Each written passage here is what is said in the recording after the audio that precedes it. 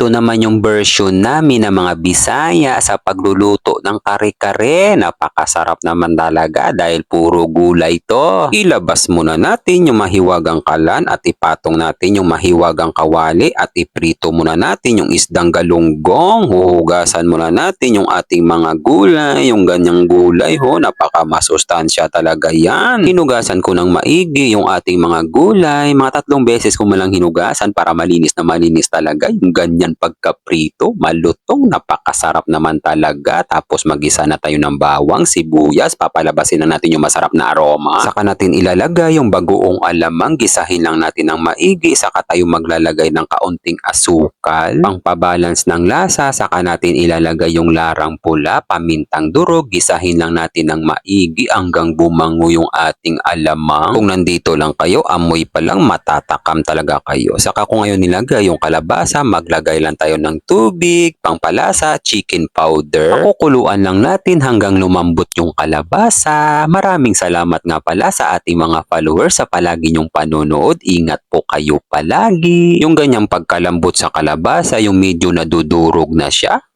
napakasarap ng sabaw niyan. Tikman muna natin kung ano pa ang kulang. Nakulangan pa ako dito kaya nagdagdag pa ako ng kaunting patis. Saka natin ilalagay yung talong, sitaw, saka yung ating masarap na ampalaya. Saka natin ulit pakukuluan ng mga 10 minuto. Maraming salamat nga pala sa ating mga kababayang OFW sa palagi niyong panunood. Ingat po kayo palagi kung saang bansa man kayo at isasama ko kayo palagi sa mga panalangin ko. Pagkalipas ng 10 minuto, luto na yung kare-karing Bisaya. Kulay pa lang nakakatakam ho. Nako, talagang mapaparami talaga kayo ng kain ito. At kung umabot ka na sa part na ito, maraming salamat sa panonood at huwag mong kalimutan i-share ang video na ito para maraming makapanood at makarelate. Kain time na! God, maraming salamat po sa biyaya na binibigay niyo sa araw-araw. I-bless niyo po yung food na maging silbing lakas sa katawan namin. Amen. Kain tayo guys, kain Pinas, sabaw agad, karing-kare, Bisaya.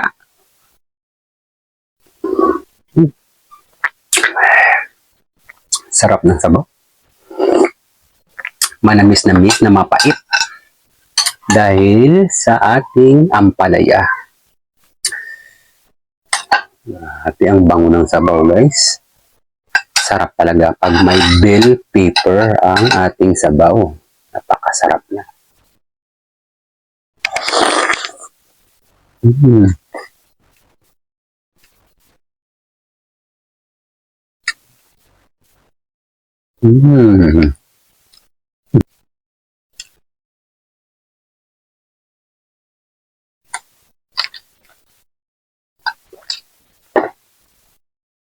Sarap.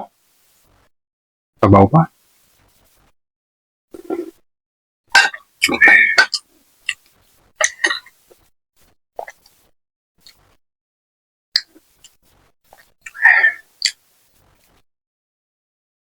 Try nyo to guys ha, napakasarap niya.